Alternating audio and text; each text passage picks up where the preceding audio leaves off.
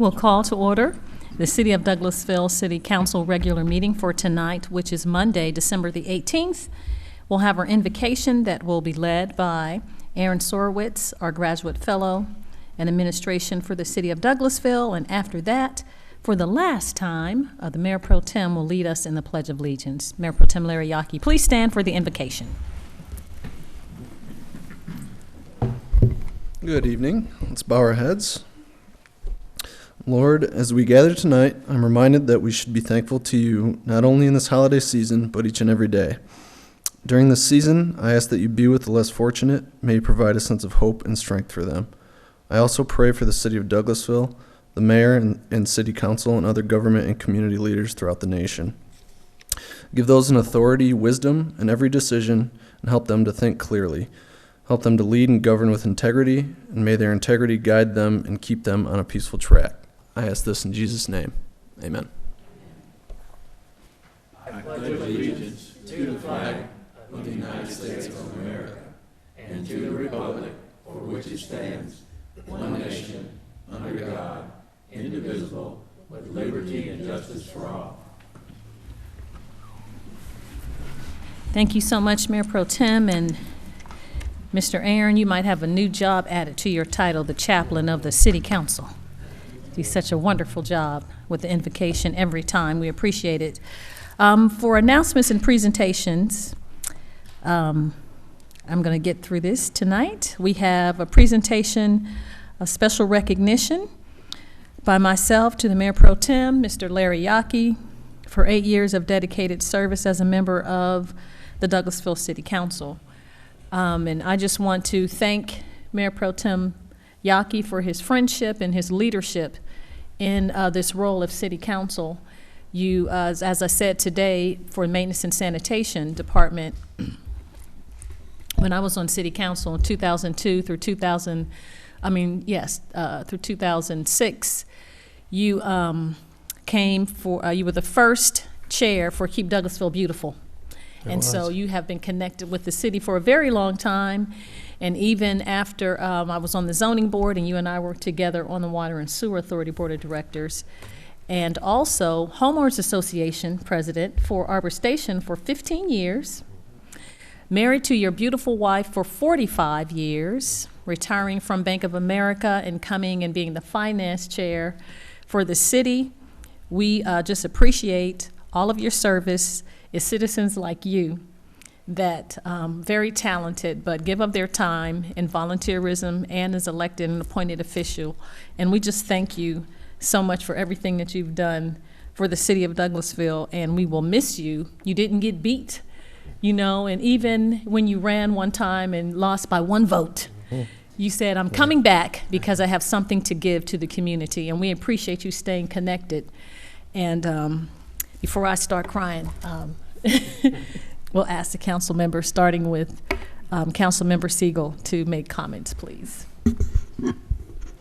Mr. Yockey, I've worked with you, I think, for a long time, since before I was on the council, sitting in the audience. You were always accessible and available for any questions I had and receptive for any ideas that I wanted to suggest, and I appreciate that. And this place will be a little different without you, but we're going to carry on with the same fervor and did I make up a word? Is that a real word? Fervor. That you put into everything that you did, and appreciate that, and thank you for that. Thank you. Councilman Davis? One of the most inciting moments, Larry, that I've had was when your wife Carol and the rest of the girls climbed in the back of my Dodge and Lynn took them shopping. Thank you, Larry. In Savannah. In Savannah, you're right. Carol, so I'll sit in the back, but it's been a pleasure, Larry, working with you, and I'm sure when I come down that road going to Daytona, Florida, I'm going to look off and say, that's where Larry lives. Thanks. Thank you.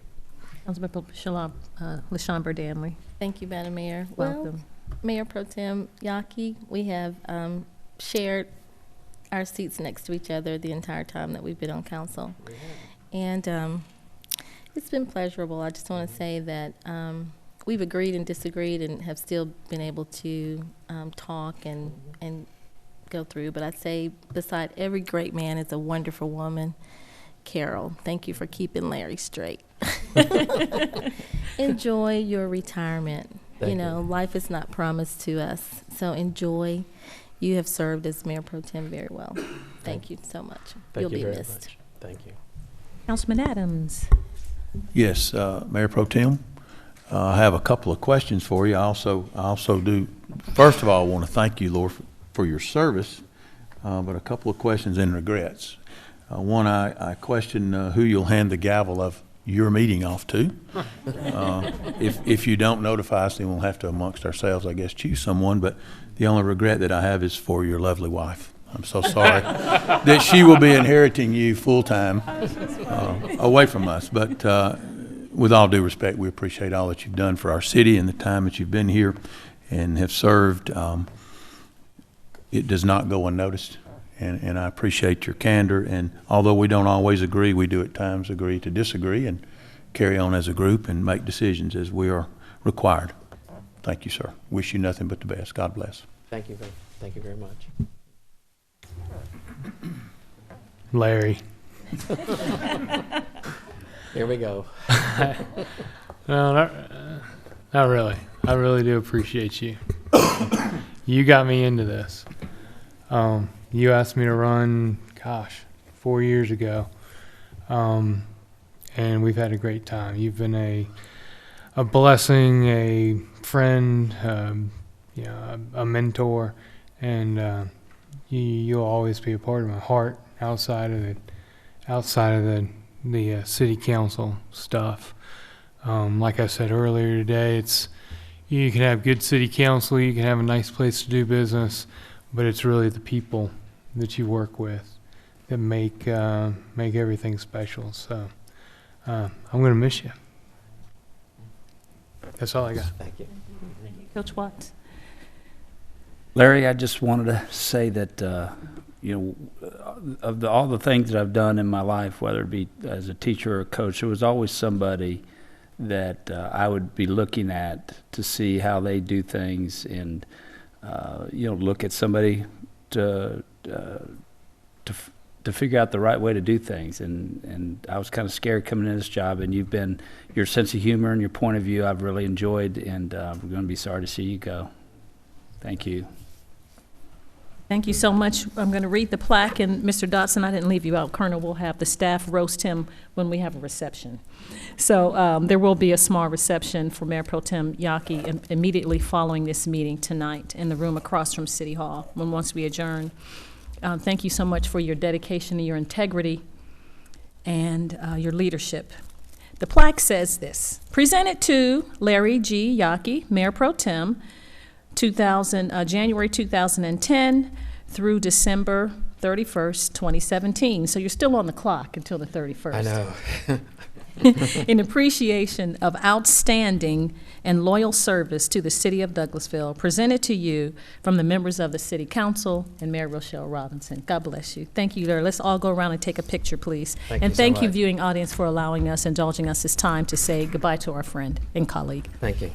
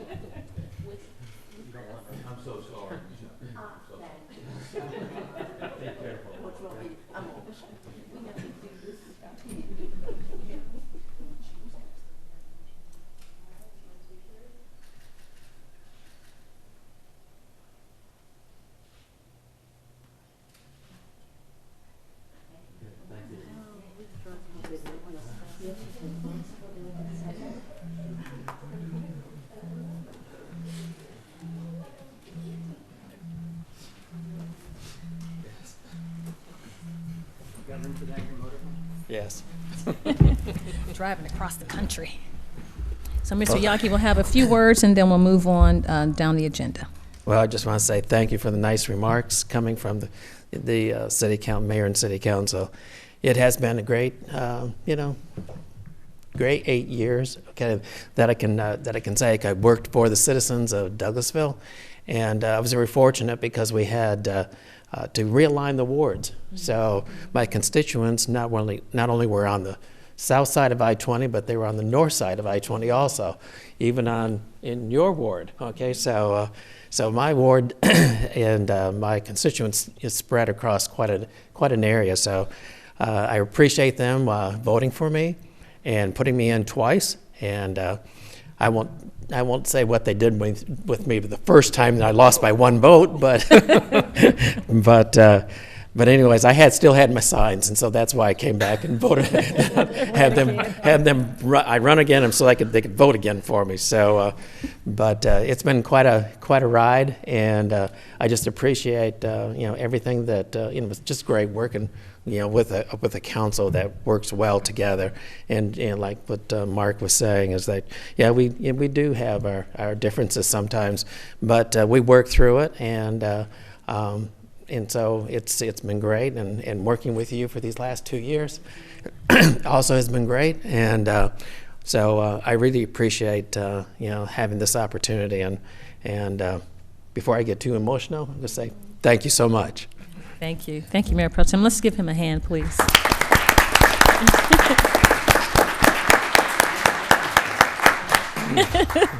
Very good. So we'll move on now to a presentation by Tim Lyons with Maulding and Jenkins on the FYI 2017 annual audit.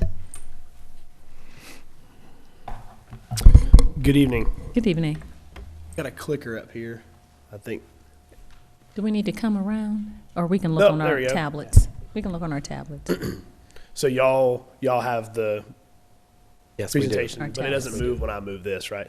So I'll just tell y'all when I move. Okay. We'll watch it. Just beep? Okay, got it. I may beep inadvertently because of my voice anyway. That could happen. But my name is Tim Lyons. I apologize. Would you please I know I said your name, but if you don't mind giving us your name for the record and your address, I apologize. Absolutely. So my name is Tim Lyons, and I'm with Maulding and Jenkins. Yes, Do you sir. want our company's address? Yes, sir. Sure. So we're at 200 Galleria Parkway, and we're located in the Galleria Center right across from the SunTrust Park, that whole kind of part of town. And on the first slide, we have this is real quick, just a presentation of the audit. We'll go over the engagement team. We'll go over the results of the audit, some comments, recommendations, what have you, and then I'll take questions if y'all have any. On the third slide, Maulding and Jenkins, just to kind of reintroduce ourselves to y'all. We actually worked with the city up until 2009 as the external auditors, and then participated in the RFP process this past year, and were awarded the contract again. So excited to be working with y'all again, just to kind of reintroduce ourselves to y'all so that you have it. Governmental and working with governments is the largest part of what we do as an accounting firm. We work with 300 governments throughout the Southeast, about 75,000 hours a year, working with state and local governments. I personally spend 100% of my time working with governments throughout the year. So this is a part of our practice that we have focused on because we think it's really important. And it's one that, a lot of accounting firms, you'll find they spend a lot of time doing other things, and government can kind of be filler work for them off season when they're not busy. But for us, it's what we do year round. So just to reintroduce ourselves to y'all. On the next slide, on the bottom, we have the engagement team that worked with the audit. A gentleman named Adam Fraley is the engagement partner. Joel Black is another one of our partners who was the quality assurance reviewer, who's that last review of everything when everything is done. And then, as I said, I'm a director with Maulding and Jenkins and was kind of responsible for overseeing field work and working with Karen and her team. So on the next slide, the results of the audit, most important thing, we gave an unmodified opinion on the financial statements, or what we like to call a clean opinion. That's the most important part of the audit, obviously. That's where, that's really the most important thing from a reporting standpoint is, are the financial statements materially correct or not? Our report was dated December the 8th and includes, obviously, the city's component units that were a part of the audit as well. For this year, in addition to just the audit, also included in the comprehensive annual financial report, we have 2 other reports we were required to issue. One of them is on internal controls with government accounting standards, and the other one is the single audit report, as the city had a single audit this year as they exceeded $750,000 in federal expenditures for 2017. The next few slides that, after these kind of results, so to speak, the next few slides that have required communications at the top, I'm certainly not going to read all of these to y'all, but these are the communications that we're required to submit to you in writing, just to let you know kind of some of the important things about the audit, so to speak. We are independent of the city. That's probably the most important thing to point out to y'all, that we're not affiliated with the city. We have no other relationships with the city. We are the independent auditor. We didn't have any past audit adjustments. That's probably another important thing I'd like to point out, that there were no adjustments that we looked at and kind of decided in the end that we were gonna pass on or not post. We decided that everything that we looked at and saw is incorporated and included in the financial statements. We didn't have any issues with management, that kind of thing. Those are all kind of the ones that I would say are probably the most important. But again, they're all included in the presentation for your writing. If for whatever reason you would need to look at those, or if you had any questions, obviously feel free to reach out to me. Just a couple of slides real quick, starting with this general fund revenues slide, just a couple of slides on financial performance for the year. Looking at the general fund from a revenue standpoint, revenues were pretty consistent with last year once you factor in that the city created a new debt service fund this year. And so there's property tax revenues, as well as on the next slide, expenditures. There's debt service expenditures included in that new debt service fund. But when you take those two things out of the equation, the rest of the financial results for the general fund are pretty consistent from year to year. And you can see that on the general fund revenues versus expenditure slide that we have there, where you can kind of see over the years where, back in 12, 13, 14, when things were still a little bit lean, kind of getting out of that recession, expenditures were eclipsing revenues by a little bit every year. And then you can see in 2015 and forward that has changed, which is a trend that we've seen, with a lot of our governments throughout the metro Atlanta area. The next slide, the general fund change in fund balance, and I'm not going to skip over it, but I do want to just move to the next slide, the general fund expenditures versus fund balance, because I do think this one is probably the most important. We look at these two measures, expenditures and fund balance, and when we see that graph getting wider, we see the gap between those two lines widening. That means that there's less fund balance, that cash flows are more important. We really have to focus on cash flows because there's not as much sitting in fund balance to be used on operations. And you can see 12, 13, and 14, again, those coming out of the recession time where that line was getting a little bit wider. But then in 14, 15, 16, and 17 now, where those lines have started to get closer together again, which is a good positive sign. That's a good positive financial health sign. Industry standards, bond people will typically tell you that they like to see 20, 25% of expenditures in fund balance, and y'all are above that. So I think that would be looked upon favorably from a financing standpoint. The last thing that I wanted to talk about tonight with y'all, which is really just these last two slides about new accounting standards. As Karen will tell you, I can stand up here and talk about new GASBs for hours, and I know that y'all really don't want me to do that. So, but with the new accounting standard next year for other post-employment benefits, this is going to impact a lot of our local governments and will impact Douglasville just like it will many of our other clients. If you all recall, a couple of years ago with the pension standard, that was a pretty significant change in financial reporting, and all of a sudden now there was a big liability that was put on your books for pensions that used to be in the back of your financial statements and the required supplementary information. We used to just disclose that. What's going to happen next year is essentially the same thing, but for other post-employment benefits, or OPEB, as we call it. We're talking about retiree health care for y'all is the OPEB plan that y'all have, health care, dental, life insurance, those types of things.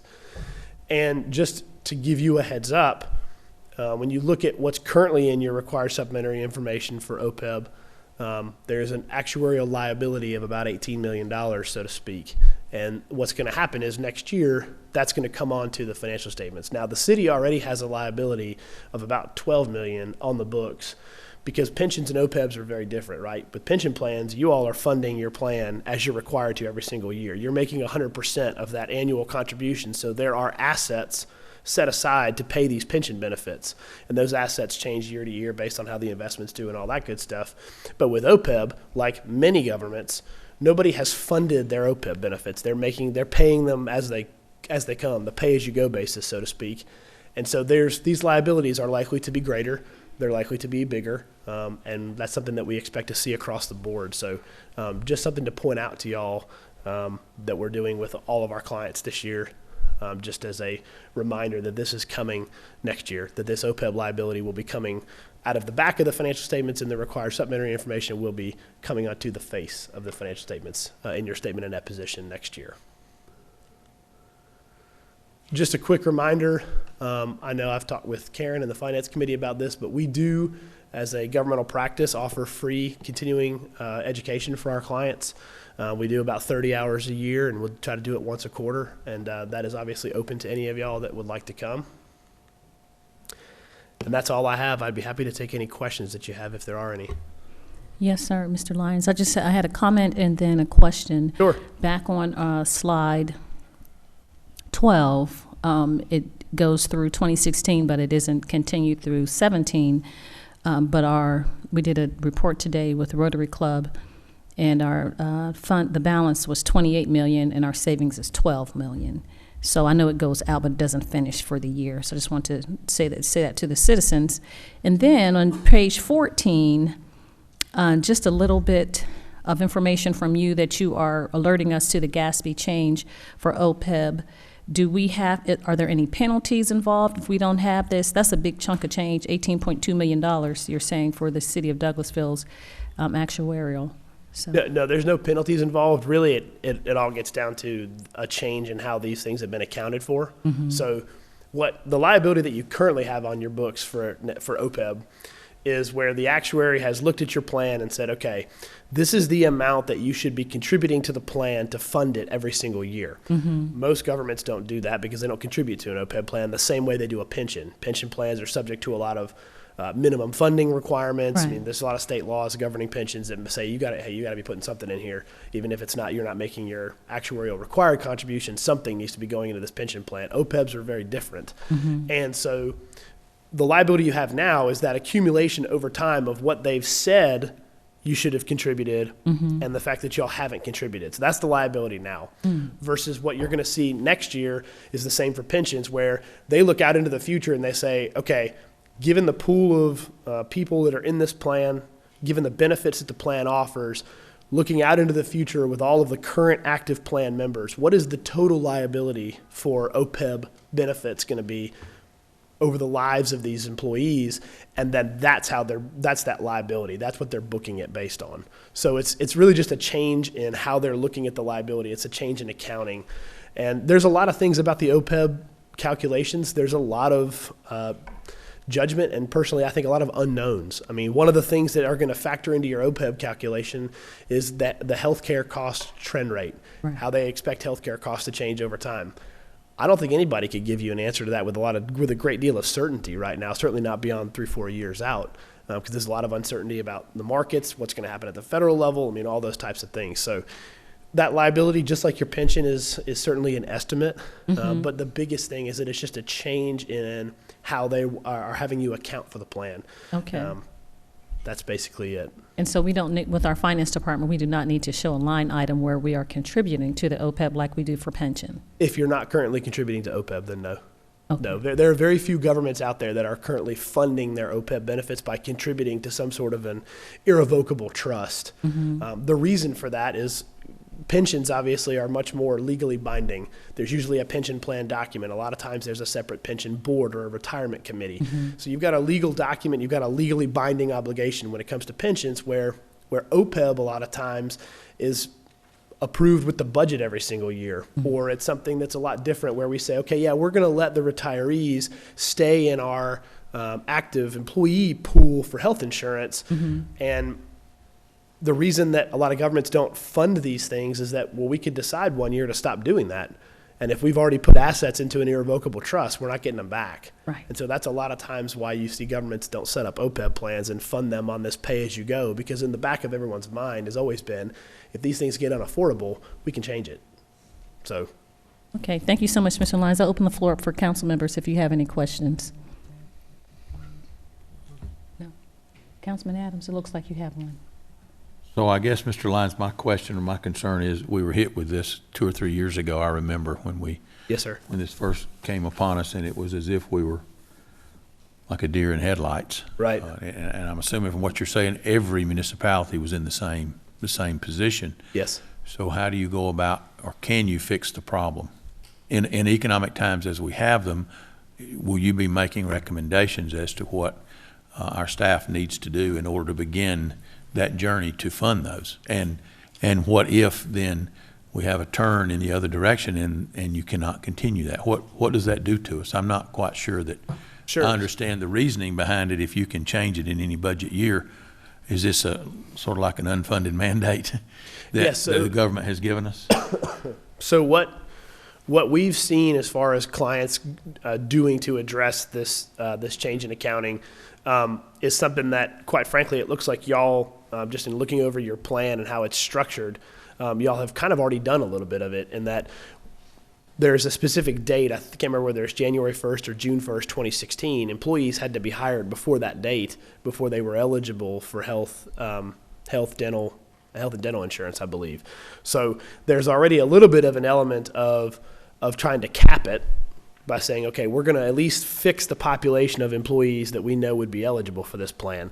And I think that's what you're going to see. I mean, going back a couple years with the pension plan, we have had a few clients that have decided to close their pension plans and begin offering defined contribution, like more of your 401k, 403b type deferred comp plans. There's really not something similar to that with OPEB. There's really no, the closest thing that I've seen is where people will have said, okay, rather than allowing you to stay in the pool of active employees and to get health insurance at the same rates as our active employees would get, maybe we're just going to decide that we're going to give you a cash payout. You know, we're going to give you $300 a year or $500 a year, whatever it is, towards you going to have to then buy the cost of your own health insurance. So a lot of that is really kind of an unknown. I mean, again, you get back to this healthcare cost trend rate and how much is that going to drive the accounting for this liability.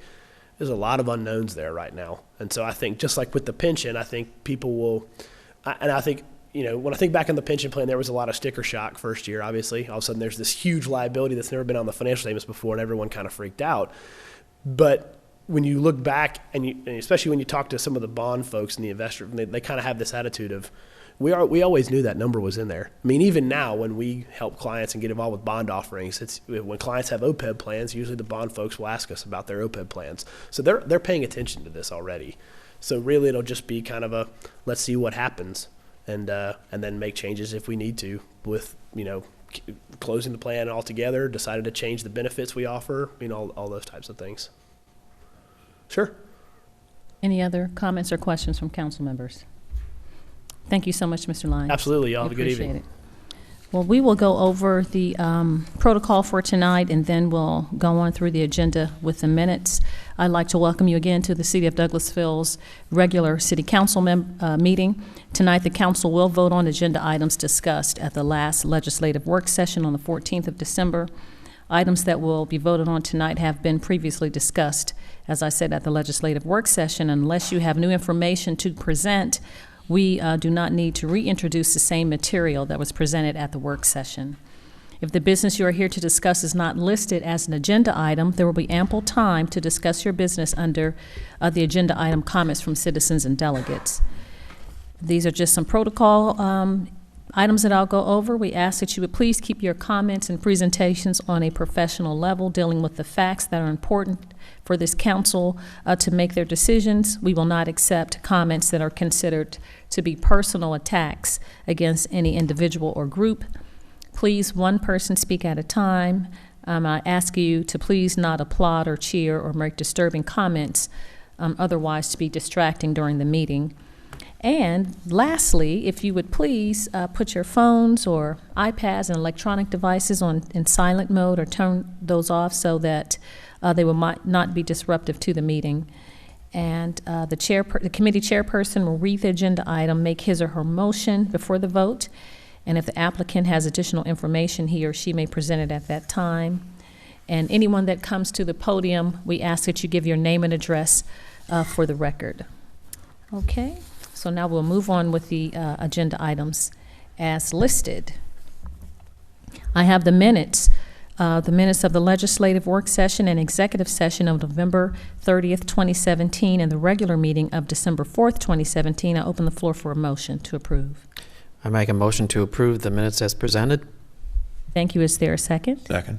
Thank you. It's been properly moved and second to approve the minutes from the legislative work session and executive sessions of November 30th and regular meetings of December 4th. Are there any additional comments or questions or corrections to the minutes? You looking for corrections, Councilman Siegel? No, ma'am. I'm noticing that my colleague here doesn't have the voting screen on his. Oh, I do on mine. okay. Well, the minutes, I don't see any corrections or any comments or questions. All of those in favor of approving the minutes, please say aye. Aye. Opposed, same sign. Thank you. The ayes have it for approval. I open the floor for a motion to accept the consent agenda. I make a motion to approve the consent agenda as presented. Second. Thank you. It's been properly moved and second to approve the consent agenda as presented. Are there any questions or comments from council members as it relates to the consent agenda? Thank you. Not seeing any. All of those in favor of approving the consent agenda, please say aye. Aye. Opposed is nay. Thank you. The ayes have it. We'll move on to committees. Public Safety Committee, that's chaired by Councilmember Samuel Davis. Yes, ma'am. I have one item, 20-17-35. Request for a change in agent outlet manager for the alcoholic beverage licensing for the retail package sale of wine, malt beverages at the following establishment: Licensing Walgreen Company, DBA Walgreen, number 1246, location 586 Fairhaven Road. Current agent outlet manager Billy Joyner. Proposed agent outlet manager Candice McKissick. The required fees have been paid into the finance department. With the applicant, please come down and state your name, please.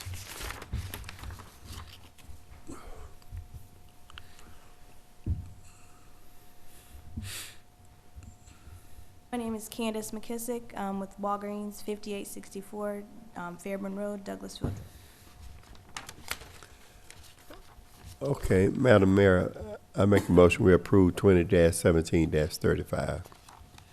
Second. Thank you. It's been properly moved and second to approve item 20-17-35. Are there any comments from the council, questions or comments from the council members? Thank you. Not seeing any. All of those in favor of approving item 20-17-35, please say aye. Aye. Opposed, nay. The ayes have it. Item 20-17-35 is approved. Thank you, ma'am. That's all I have at this time, Madam Mayor. Thank you. Thank you so much. Thank you, Mr. Chairman. We'll move on to agenda item number 8, Community and Economic Development Committee. That's chaired by Councilmember Mark Adams. Thank you, Madam Mayor. We have one item tonight. That's item 21-17-39. Adopt a resolution adopting a 10-year master plan for the city of Douglasville. I make a motion that we approve item 21-17-39. Second. Thank you. It's been properly motioned and approved to approve item 21-17-39. Any questions or comments from council members? Exciting.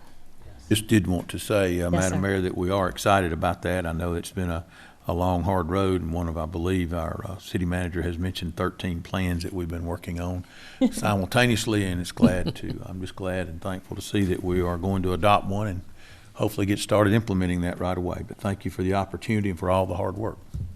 Madam Mayor. Yes, sir. I also want to thank, piggybacking on what Chairman Adams said, all the citizens who are involved in this process all along the way with various stakeholder committees and public meetings we've had seeking their input. That's a vital part of any kind of plan.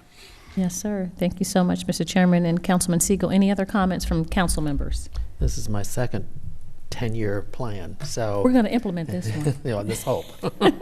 So I'm real excited that this is getting improved, and the city will go forward with this new plan. Yes, sir. It's exciting times. And I want to thank the county as well, our county government, for working with us and having County Manager Mark Teal in most of those meetings, and for, again, to reiterate what Council Member Siegel said, all of the citizen participation and the unveiling and the Downtown Development Authority and economic development. Just has been a community-wide effort, and we're really excited about the opportunity to move the downtown forward. Your downtown in any community is the heart of your city, and so it needs to be vibrant and exciting, and the economic engine. So we're very excited about that. So we do have, it's been properly moved and second to approve item 21-17-39. Any additional questions or comments from the council members? Thank you. Not seeing any. All of those in favor of approving this item, please say aye. Aye. Opposed, nay. The ayes have it. Item 21-17-39 is approved. That's all you have? That's all that we have under that committee, Madam Mayor. Thank you. You're welcome. Thank you so much, sir. We'll move on to Planning and Development Committee, and that's chaired by Councilmember Mark Adams. Thank you, Madam Mayor. We have 3 items tonight. The first on our agenda is item 22-17-76. We'll hold a public hearing and consider a request for a variance to increase the allowed sign area of 108.55 square feet in subsection 3.73A1 of the zoning ordinance for a variance of 41.45 square feet for a new allowed sign area of 150 square feet for a freestanding sign in the front yard of a commercial lot of .37 acres at 6239 Fairburn Road in land lot 21, District 1, Section 5C, Parcel 108, application by Kyle Gable. Mr. Gable, I see you in the audience. Would you please approach, come forward and give us your name and address for the record? And while he's doing that, I don't know that we went over the rules for our public hearings tonight, but Mr. Gable would have 30 minutes to give us any additional information that he would like, and then there will be a time allotted for speaking for or against that would limit each individual participant to 5 minutes after you have filled out the proper form with our Madam City Clerk to speak at the public hearing. So go ahead, Mr. Gable. Thank you. Kyle Gable, 9250 Cedar Grove Road, Fairburn, Georgia. Everything I spoke last Thursday's fine. You have nothing else to add to it, Mr. Gable? Okay. Is there anyone here tonight that would have the opportunity or would want the opportunity to speak at this public hearing in favor of this application? If not, is there anyone here that would speak in opposition to the application? Seeing none, I will close this portion of the public hearing, and I'll ask if there are any questions that the council may have for Mr. Gable that you may have not had the opportunity to ask on Thursday. Mr. Okay. Chairman, I Yes. don't have a question, but I pretty much have a statement. My understanding is the additional sign is really a placard to go on the sign, which would allow him to have 5 placards in coordination with the 5 units in the little area. That's my understanding, yes, sir. And appreciate you bringing it up, Mr. Miller. I think that's appropriate. I know there was some suggestion, and we did have some discussion concerning the possibility of, even though it would still increase the square footage, of moving all of the sign placards together to where it was one continuous placard with those divisions on it. And I'm of the opinion that that may create more of a problem for them, considering the sign is probably not new by any stretch of the imagination, and you would also potentially create a sale that may cause it to be of more damage in a storm. So by having some separation between it, you give the opportunity for damage not to occur, or at least we would hope so. Any other discussion? If not, I'm going to make a motion to approve item 22-17-76 as presented. Second. Thank you. It's been properly moved and second to approve item 22-17-76 as presented by the chairman. Are there any additional questions or comments from council members? I would like, Madam Mayor, just to say that I appreciate Mr. Gable bringing this forward, and we don't want to do anything in our city that would limit our constituents or any of our citizens in going forward with their businesses. I think this is just another opportunity that we can take to say yes and to work alongside them as they continue to try to make our city a better place to do business. Thank you very much, Mr. Cable. Thank you. We're business friendly. All of those in favor of approving item 22-17-76, please say aye. Aye. Opposed, nay. Thank you, the ayes have it. Item 22-17-76 is approved. Next item, item B. Item 22-17-77 will hold a public hearing and consider a request for a change in special conditions of zoning to reduce the required side yard setback of 11.25 feet as shown on the concept plan for a reduction of 4.25 feet for a remaining requirement of 7 feet on the west side of the subject property, Zone Design Concept Development, DCD, for 0.54 acres at 5,000 Chapel Lake Circle in Land Lot 45, District 1, Section 5, Parcel 132. The application by Daniel James Gorzinski. Is there a representative of that application here tonight? I see I believe it's Ms. Gorzinski. If you'd come forward, please, ma'am, and give us your name and address for the record, and give us any other information that you may have, any different or additional information you'd like to add. Okay, my name is Karen Gorzinski, and my address is 5000 Chapel Lake Circle in Douglasville, 30135, and I have no additional information at this time. Thank you. Thank you very much, ma'am. Is there anyone else here that would speak in favor of this application for variance? If not, is there anyone here who would speak in opposition to the same? Seeing none, I will close the public hearing, and I'll open the floor to see if the council may have any additional questions for Ms. Gorzinski concerning this matter. If not, I'll make a motion to approve item 22-17-77 as presented. Second. It's been properly moved and second to approve item 22-17-77 without any changes. Chairman has already asked for questions or comments, but this is again your opportunity to respond if you have anything else to say, council members. Not seeing anything. All of those in favor of approving item 22-17-77, please say aye. Aye. Opposed, nay. The ayes have it. Thank you. Item 22-17-77 is approved. Thank you, Madam Mayor. We have one other item tonight. It's item C. It's item 22-17-78. Adopt a resolution imposing a moratorium on acceptance of applications seeking A, rezoning of property to IH heavy industrial, B, future land use map amendment seeking heavy industrial use, and C, special land use permits for property currently zoned IH heavy industrial, accepting only applications seeking to renew an unexpired special land use permit for property currently zoned IH heavy industrial to expire on March 20th, 2018. I know we've had a lengthy discussion this evening in our committee meetings at 5 o'clock. It seemed to be the consensus of the council that we did want to take action on this tonight, as this is our last meeting of the calendar year 2017. So I make a motion to approve item 22-17-78. Second. Thank you. It's been properly moved and second to approve item 22-17-78 with the expiration term of March 20th, 2018 for moratorium to look at heavy industrial in the City of Douglasville zoning. Are there any additional questions or comments from council members? Thank you. Not seeing any. All of those in favor of approving item 22-17-78, please say aye. Aye. Opposed, same sign. Thank you. The ayes have it. 22-17-78 is approved. And thank you, Madam Mayor. That's all that we have. Thank you so much, Mr. Chairman. I appreciate you giving those instructions on the public hearing. I did omit that. It's kind of a tough council meeting for me tonight, sitting next to the guy right here.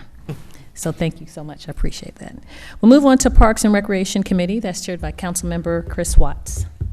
Thank you, Madam Mayor. We have no business tonight under Parks and Recreation. Thank you, sir. Finance Committee, Mayor Pro Tem Larry Yaki. Yes, we have one item. The item number is item 24-17-46. Adopt an ordinance to amend the City of Douglasville's fiscal year 2017-2018 general fund budget. I make a motion that we approve item 24-17-46. Second. Thank you. It's been properly moved and second to approve item 24-17-46 by the chair and the vice chair of Finance. Do we have any questions or comments from council members? Thank you. Not seeing any. All of those in favor of approving item 24-17-46, please say aye. Aye. Opposed, nay. The ayes have it. 24-17-46 is approved. And that's all we have for the Finance Committee tonight, Madam Mayor. Thank you so much, Mayor Pro Tem. Information Technology Committee, that's chaired by Councilmember Richard Siegel. Thank you, Madam Mayor. Information Technology Committee has no business for the rest of the year. What? We hope. I know it. Thank you so much, Mr. Chairman. Maintenance and Sanitation Committee, Councilmember Mike Miller. Thank you, Madam Mayor. We have no business tonight. Thank you so much, Mr. Chairman. We will say that today, on Maintenance and Sanitation, before council meeting, we had a groundbreaking for the new maintenance and sanitation facilities. The offices, administrative offices, will be moved to the old City Hall on Old Courthouse Square East, one of those directions. West, there you go. And the new building at Cedar Mountain Road for the facilities, which is very exciting for all of our trucks, and they'll be able to have room to do everything in that same area, so that's exciting. Transportation Committee, that's chaired by Councilmember LaShawn Danley. No items tonight, Madam Mayor. Thank you. You're welcome. Thank you, Dr. Danley. Personal and Organization Committee, that's chaired by Councilmember Richard Siegel. Thank you, Madam Mayor. We have no business at this time, but you'll notice there is later in the agenda an executive session to discuss a personnel matter. Yes, sir. Ordinance and Intergovernmental Committee, chaired by Councilmember Mike Miller. Thank you, Madam Mayor. We have no business tonight. Thank you, sir. We'll move on to Education and Training Committee. That's chaired by Councilmember Samuel Davis. No business tonight, Madam Mayor. Thank you. Thank you, sir. I have not forgotten about my report to the council members about training that I've taken this year. I'm going to get that done and send it to you, give you an update on a report card on the training that I've had that the city was so gracious enough to allow me to attend. So I'll get that done under Education and Training. Is there any other business from council members tonight? Okay, if not, we'll move on to item 19. Colonel Dotson, our city attorney. No business, Madam Mayor. Thank you, sir. Chief Assistant City Attorney, Ms. Susan Littlefield. Madam Mayor, this morning in Superior Court, your conference center bonds were validated, and we expect them to close on time on Thursday. That is exciting news. It's going to save us a lot of money for the bottom line for the citizens. So thank you to the Finance Department and Ms. Karen Callan and City Manager for doing that, and for our city attorneys. We appreciate all of your hard work. Thank you, ma'am. Chief of Police, look at the chief over there. He had on stars and stripes and everything. He presented today to the Rotary Club. He and the city manager helped me to give a report on the city. Mr. John Thornton asked us to do that, and afterwards we received several comments. They said it was one of the best presentations that they had. So we appreciate your time, Chief, and I wanted for you to make that information available to the council members. You did a report on crime for the past 5 years, and crime is declining in the city of Douglasville. And so we have really our statistics are less crime from 2012 than 2017. So I have the information, but I didn't want to release it unless you gave me permission to release it to the council members. I can. Okay, good. Thank you so much. And you have any comments, Chief? I've been talking. It's your time. No, I don't have anything to say. Okay, thank you, sir. City Manager, Ms. Marsha Hampton. Yes, ma'am. If when I do under staff report, my quarterly report, which is really an annual report from city managers, I would just ask that you would sit in the audience if you do not mind, unless you want to see it on the other side of the screen since it's not loaded. The other is between when you adjourn the meeting before going into executive session, I would recommend having a break so that you all have an opportunity to celebrate with Mr. Yaki, our Mayor Pro Tem, as well as some of the guests who are here with him. Don't want to have to tie them over into executive session. And with that, Mayor Pro Tem, I think I speak on behalf of all of the staff members. It's been a pleasure working with you. It's always a great feeling that when I pick up the phone and say, do you have a minute? Did I catch you at a bad time? Always start off, because I know he knows I'm coming with a list of things for him. So, but it has been a pleasure working with you. We appreciate your support. We appreciate your service, and we're going to miss you. So thank you.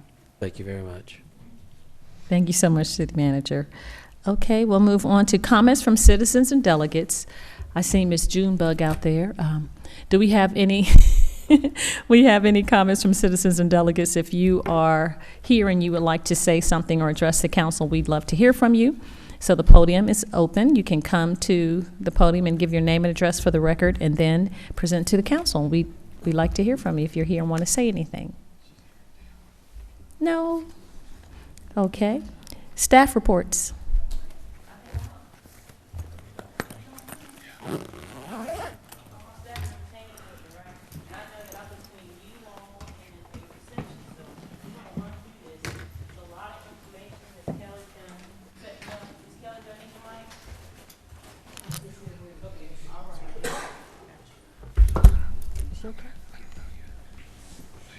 Thank you. Yes, we'll let you know. Okay.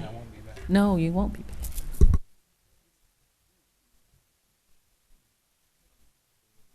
Right out there. Don't make you nervous. No.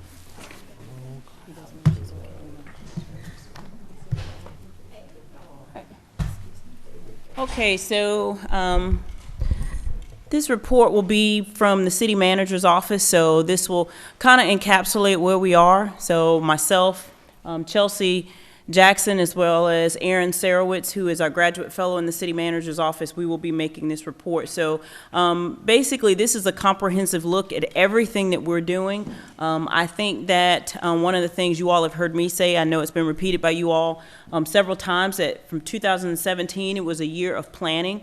And it has been a very busy year from that perspective. But when I took over the role in 2015 as city manager, one of the things that I assessed was that we didn't have a lot of foundational guidance. So, and that's what plans do. They give you foundational guidance. So, yes, they all have been done at the same time, but that's been purposeful because in order for them to talk to one another, they all have to be done at the same time. So a good example is the downtown master plan. It's great to get that done, but it also makes sense to take a look comprehensively at our zoning ordinances as well as our development code, because it doesn't really make sense to implement those things without a look at your zoning and your development code. As well as there's a park recommended in that downtown master plan. You also need to take a look comprehensively at your parks master plan. So all of the plans talking together give them life. As well as you providing guidance and making certain that they happen, making those recommendations to staff. So 2 years ago, we started our council retreats, and you all come up with goals and objectives that you tell us that you're interested in implementing. And so from 2016, we've accomplished so far 12 of the 13 goals, and the only thing that's remaining is city and county collaboration on ordinance revision.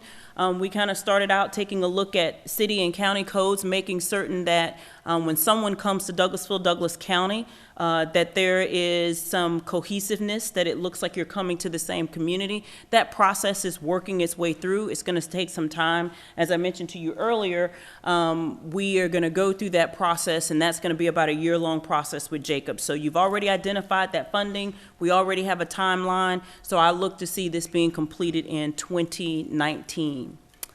Oops, sorry.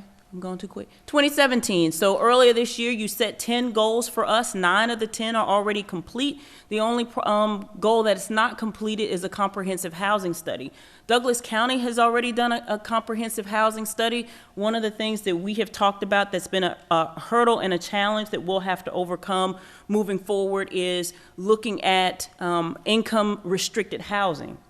And the reason I say that is because there are a variety of income-restricted housing. There's workforce housing, there's senior restricted housing, there's income-restricted housing. So the question really that we have to address, and which will be a topic of your 2018 retreat, is if you want income-restricted housing, what type do you want? What type fits Douglasville? And if you have it, where is it going to go? And a lot of that, again, based on the planning. You are in the process of your ordinance and your zoning codes and your development codes. Now is the time to have those conversations so you can start planning around that particular issue. But so I'm not going to necessarily say it's not necessarily complete. It just, we have to have more conversation around that goal.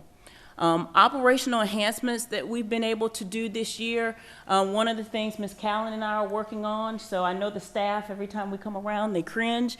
We're moving toward priority-based budgeting. Priority-based budgeting is what many communities do. This is nothing new. Basically, those plans that we're all doing, it provides life to those plans. So using the downtown master plan for an example, the things that you establish at the beginning of the year as a priority goes into the budget document. So when you start to see our goals and objectives, for instance, up front is the police department, what's your desired outcome, what's the timeline, and then what's the financial impact. Then we become more transparent to the public so they can then see these are the priorities that you set forth, this is the goal and objective, these are the desired outcomes, and this is the timeline in which we can get those done. And it all ties back also to capital project planning as well. So we had a luncheon earlier this year with Kay Love. She's the former city manager of Roswell. She now works with GMA, just to kind of talk about the transition Roswell went through, to help some of the staff kind of get an idea, because again, this goes completely in a different direction from how we budget. We are line by line item.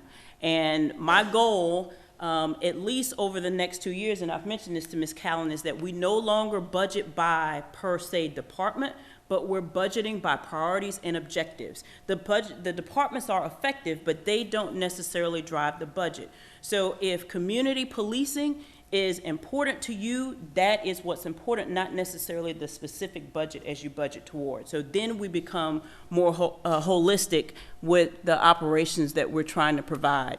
Consulting support and planning efforts. I would love to say that the 278 employees that we have at the city, we can do all of this work on our own, but we can't, because we need the expertise of all of these different consulting firms. AECOM, today you saw them when we were looking at our maintenance and sanitation facility. TSW has helped us with our downtown master plan. We also have an agreement to take a look at a proposal to do a new city hall. The reason we're doing that now is because that takes steps and phases. We're gonna take a look at the proposal as to what size we need, where should that go. If we build a new city hall, we know this is going to be a building for the next 30+ years. So we need to make certain that we identify the planning efforts now, so that in turn down the road we can identify the funds that go along with that. InterDev, we're still working through InterDev, helping to uplift our IT infrastructure. That's been a 2-year process. We still have more work to do in that area, as you heard on Thursday night. Jacobs Engineering is here helping us in community development. Lowson Associates is helping us with parks. Evergreen and Associates is helping us with compensation. And Chandler Thinks is helping us with branding. So, and branding is not just a logo and a tagline. That is low on the priority of what we're talking about. If you remember back in January, one of the conversations we had was, how is City TV being utilized? What's the benefit of City TV? So bottom line, what we got to is, we have a tool. How are we effectively using it across the board for the benefit of not only the city, but really the benefits of the citizens? So what we determined was, as far as our communications efforts, as a city, they started out with a government access channel, but not a comprehensive look at communicating to our citizens. Facilities, of course, we talked about that. We had a groundbreaking today. I think that was great. We're all excited about making certain that Greg's and his staff are able to get an adequate facility to help serve the public. We have the construction schedule. Of course, we're going to focus on the north side first, and then the downtown building, and that's for budget purposes. We want to make certain that we adequately have the funds to be able to do those projects. Travis has already met with, Mr. Travis Landrum, our Parks and Recreation Director, has already met with AECOM to take a look at our facilities for maintenance. When we occupy the building down on Courthouse Square West, we're going to have to find a new home for the maintenance facility for parks. Our parks maintenance facility is not located in the parks. That doesn't make a whole lot of sense. So again, to adequately serve the citizens, our maintenance facility has to be located within our park system. And then, of course, City Hall. City Hall, I work in City Hall every day. I love where I work, and the reality of it is, how we serve the citizens in 2017 and beyond, City Hall does not serve that purpose. If you take a look at certain areas, City TV, communications, that department, for an example, they're crammed in the old council chambers. That's probably not the best place for those individuals to work. So we need to look toward how do we function out of a government facility that really services the citizens of Douglasville. What does that look like for 2017 and beyond? Downtown Master Plan, that was adopted tonight by you. Next steps are, we have a list of projects and we have funding sources as well as the cost of those projects. What do you choose first? What do we want to focus on first? So those are some of the conversations we're going to have at the retreat as well. InterDev, as you saw on Thursday night, they mentioned to you they're about 90% complete. IT is one of your most costly sectors of government behind public safety, but it's also one of your most critical. So we do need to talk about next steps and how we move in that direction as well. Community development, Jacobs Engineering, they made an initial report to you back in November. They're about 15% of the way through. That's a huge task that we're looking at. So we begin the zoning code rewrite process in late January, early February, and we hope to have that completed by the end of next year. So those are some of the next steps you can look forward to in that area. Parks and Recreation, we had a kickoff meeting. I was in one of the meetings. I think Travis told me that his staff, they were scared of me. I said, me? Why would they? But so I left out of the room so they could tell the truth. So to talk about what types of Parks and Recreation initiatives that they would like to see and some of the challenges that they have. So we've had that kickoff meeting. I know he's reached out to you as elected officials to have that meeting as well. And then the next step is really to go to the citizens to say, what types of parks and recreation facilities do you see for the city today in 10 years and beyond? And then based on the current facilities that we have, how do we need to improve? Are the things that we have adequate for today, or do we need to expand upon what we currently have? So those are the next steps. So we're looking at another about 9 months process with that. The end goal is that when that plan is done, those are the things that we start to place in the budget, and we base them based on priority as you see fit, and of course based on funding sources. Transportation. So we've done a good bit toward the last part of this year in transportation. We're finishing off a lot of our LMIG work, and we're going to finish that at the top of the year. And then we're going to start to look to, of course, we've talked about it, our SPLOS project. So we just asked the public to be very patient. Over the next 2 years, we're going to pave a lot of roads. But the reality of it is that that's part of what we're here to do. We're here to improve the infrastructure, because when we do, we increase the tax base, which in turn benefits and increases the quality of life here for the citizens. So this is just to see some timelines and some dates. I have a list of streets. Greg has given that to Kelly via me. So if you're interested in those, and we keep those up to date on the website, if you're looking to find out when is my street going to be paved, and when are you guys going to interrupt my daily commute? But that's a good thing. That's progress. So SPLOST, of course, repaving, you can look to see that bid out in the spring.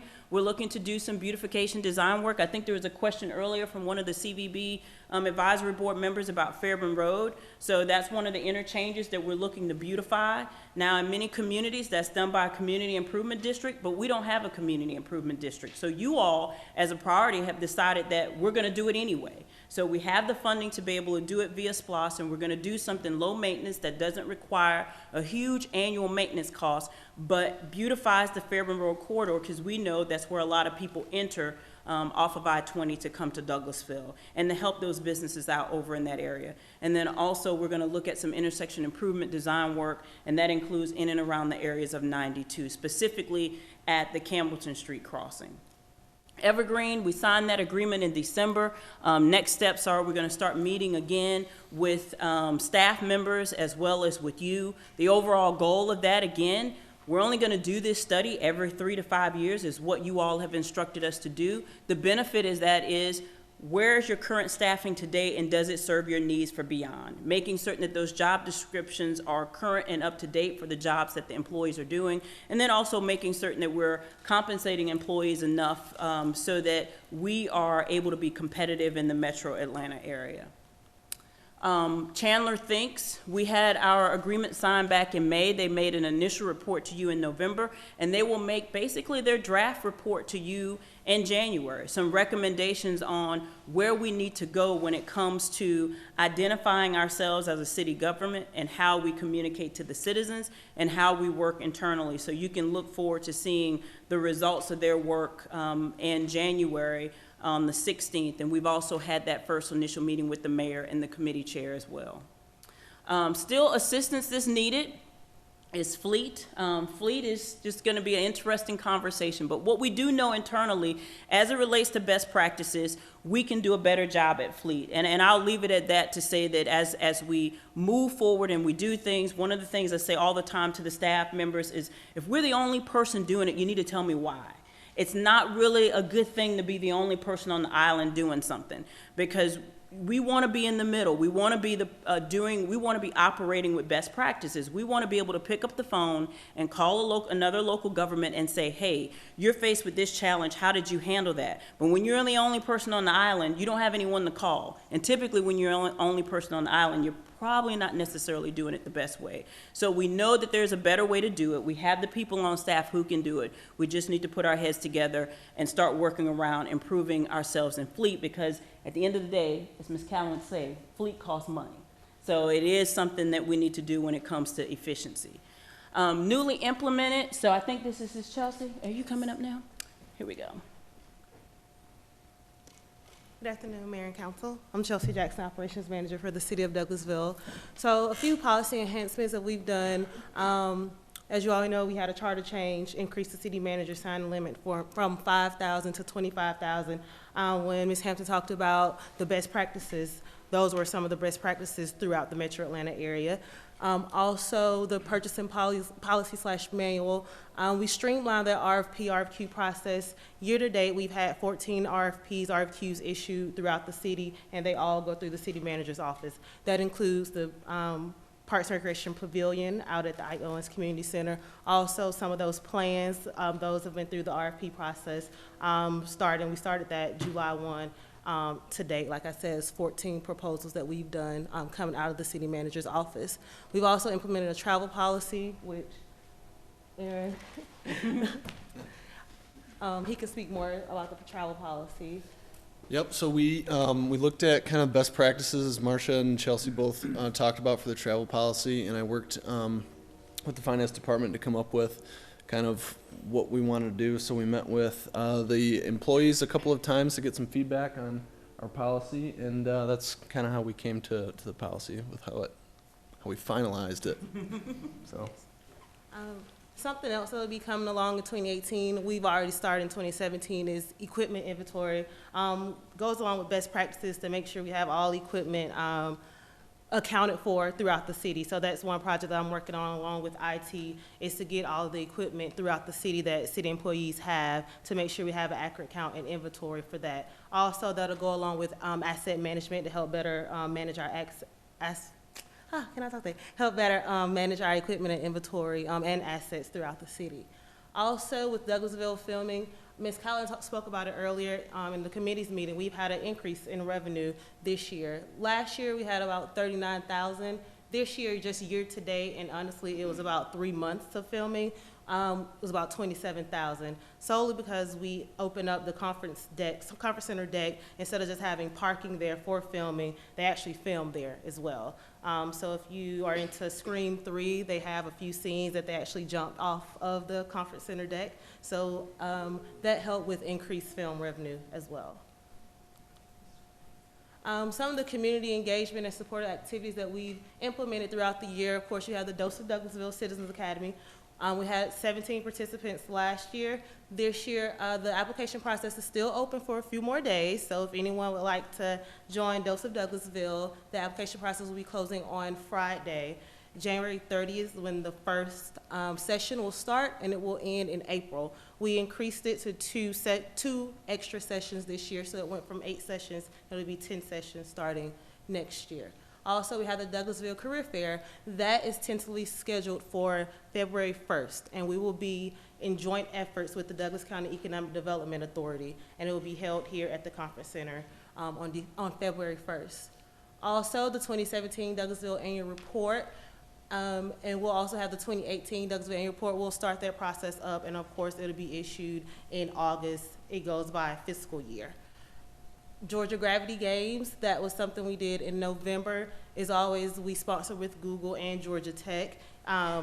We increased, I think it was about 20% teams from last year, previous year, and we have also set that date in 2018 for November 3rd.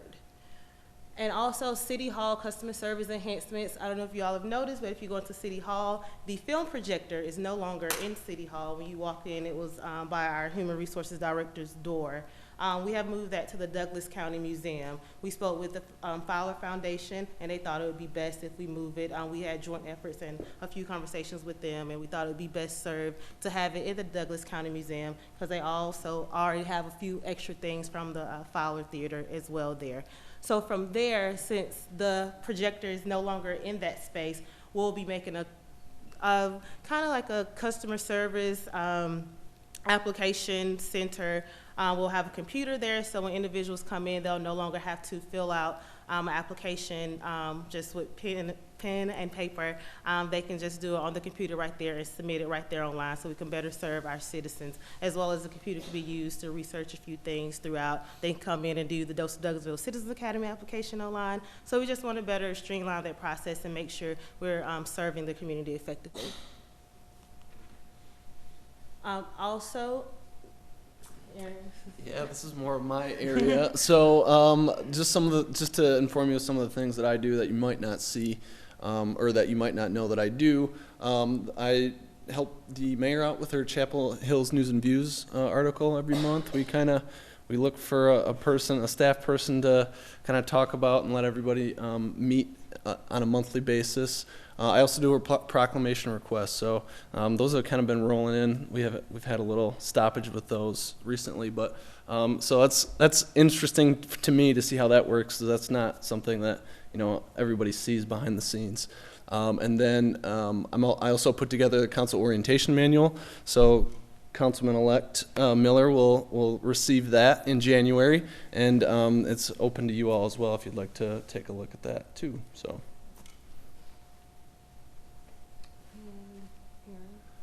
Okay, me again. Marcia talked about the capital projects a little bit.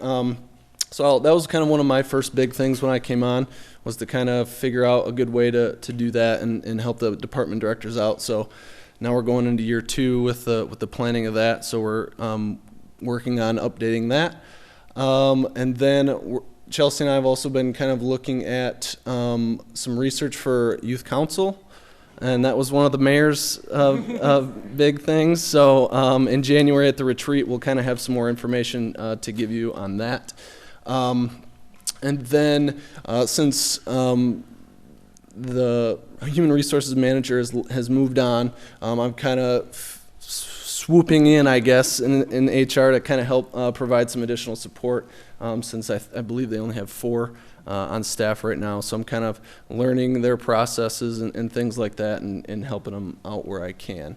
And then pretty much anything else that Marcia, you, or Chelsea needs, I'm here for. So thank you. All right, so to kind of wrap things up, what's next? So my thought process on 2018 really to ask you is, how do we enhance visioning and our focus for 2018? And to talk about moving and shifting away from the departmental budget focus, I've looked at 4 different categories: quality of life, transportation and infrastructure, economic development, and organizational development. So in quality of life, those are things that are surrounded with public safety, community development, including code compliance and zoning, recreational, and arts. So when you see the presentation in January at your retreat, they're going to be focused in these areas, even though we're going to be specifically talking about these categories from each department. Transportation and infrastructure. We're going to talk to you about repaving, public works and beautification, your facility improvements and enhancements. How do these things go to affect transportation and infrastructure?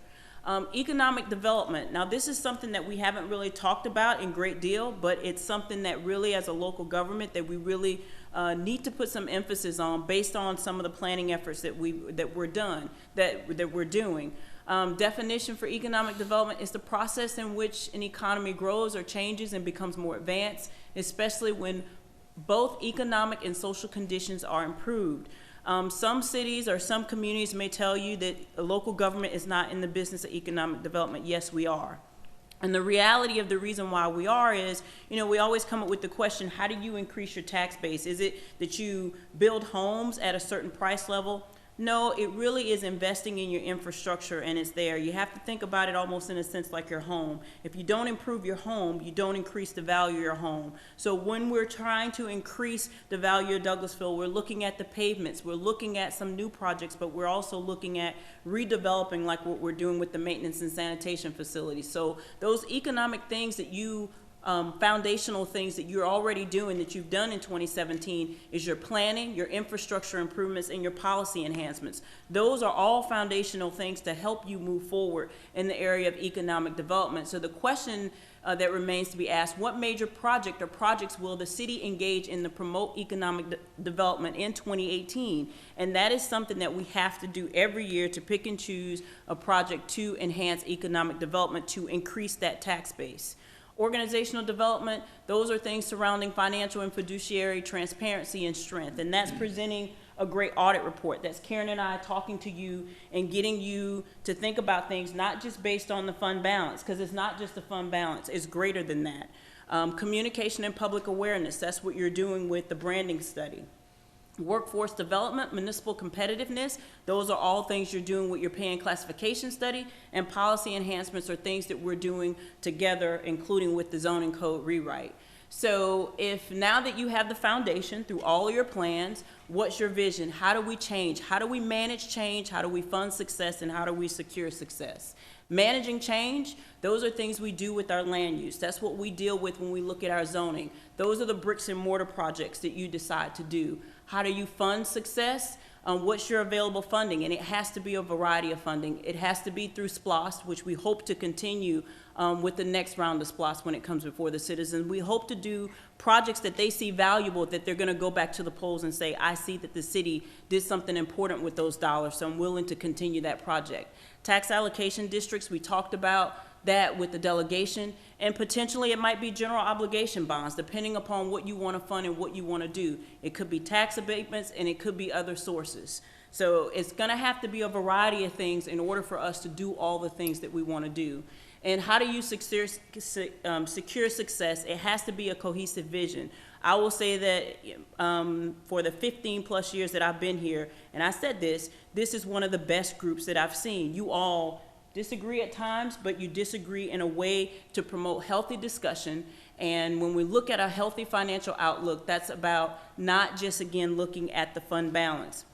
We're going to have to start taking a look at how do we set aside money for those economic development projects. So if your fund balance is X, how much of that each year will you set aside for economic development projects? Are you willing to go to the taxpayers to ask them to secure an additional mill just for economic development projects? Again, going back to the home scenario, if you're not investing money in your home and it just can't be SPLOST, what are you going to do to help increase that tax base?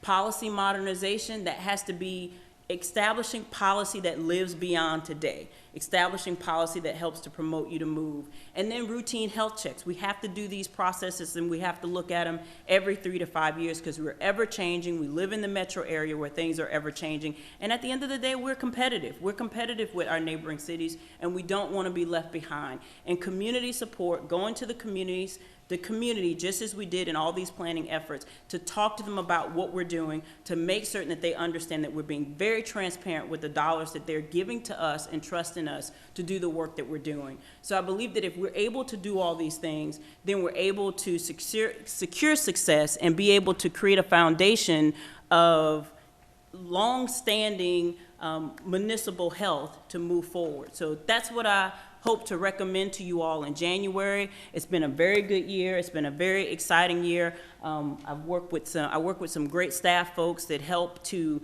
make certain all of this happens, and we just appreciate your trust in allowing us to be able to provide this information to you. So questions? Tried to run through that as quick as I could.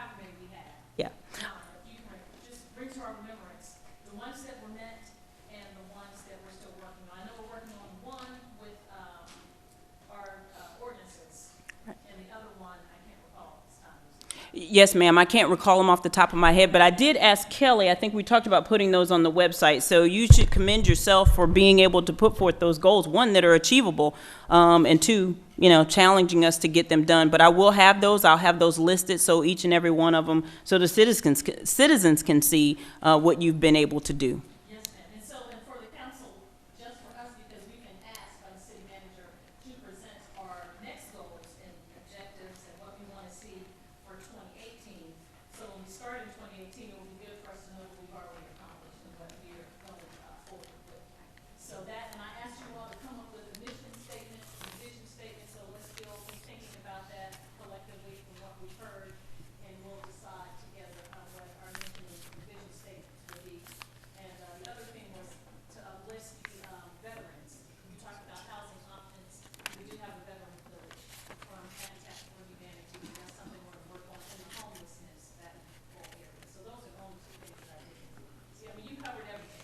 Oh, yes, ma'am. All right. Any other questions for me? Thank you all. It's been a pleasure. Hey, Miss June.